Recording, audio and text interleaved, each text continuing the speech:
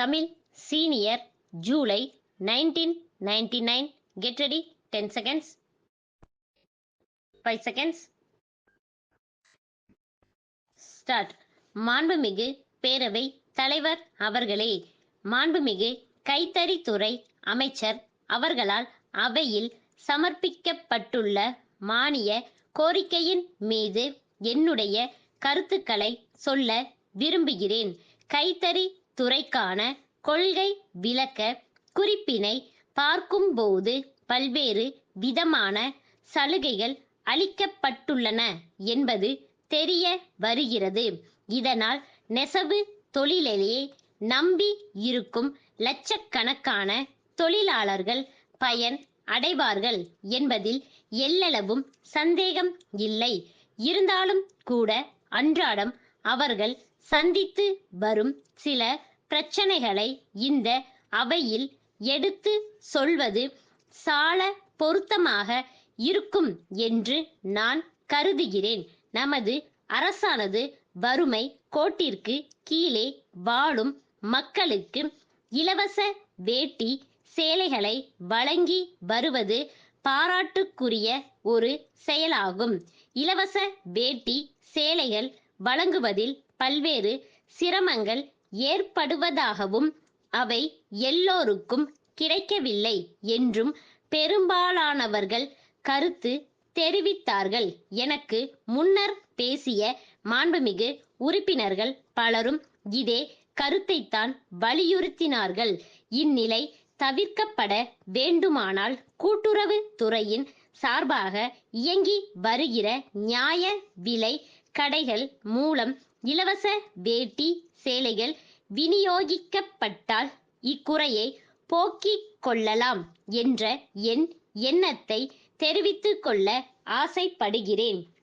அடுத்ததாக, நெசவாளர்களுக்கு அன்றாடம் தேவைப்படும் சிட்டா நூல்கள் குறைவின்றி கிடைத்திட ஆவன செய்திட வேண்டும் என்றும் கேட்டுக் கொள்கிறேன். சிட்டா நூலுக்கு தற்போதுள்ள விற்பனை வரியை தள்ளுபடி செய்ய வேண்டும் என்று மாண்புமிகு அமைச்சர் அவர்களை வேண்டி விரும்பி கேட்டுக் கொள்கின்றேன். ஏழை கைத்தறி நெசவாளர்களின் வாழ்வில் ஒளியேற்றும் வகையில் இவ்வரசு கொண்டு வந்துள்ள பல்வேறு நல திட்டங்களையும் நான் பாராட்ட கடமைப்பட்டிருக்கிறேன்.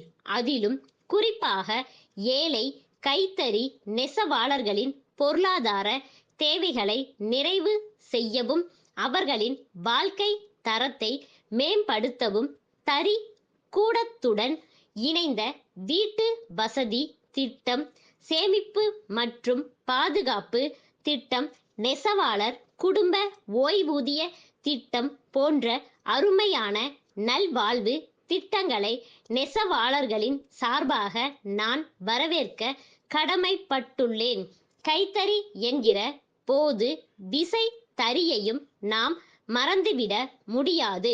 தமிழ்நாட்டை பொறுத்தவரையில் கைத்தறியும் விசைத்தறியும் ஒரு தாய் வயிற்று பிள்ளைகள் போல கருதப்படுகின்றன. எனவே விசைத்தறிக்கு தற்போது விதிக்கப்படும் மின் கட்டணத்தை சிறிது குறைத்து வசூலிக்க வேண்டும் என்று கேட்டுக் கொள்கிறேன்.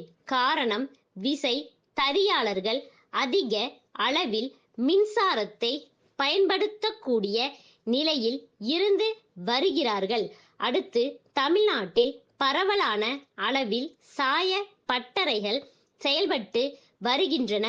அவைகளிலிருந்து வெளியேறும் சாய நீர் அருகில் உள்ள ஆறுகளிலும் நீர் நிலைகளிலும் கலப்பதால் மக்களுக்கு தேவையான குடிநீர் பாதிக்கப்படக்கூடிய வாய்ப்பு உருவாகியுள்ளது.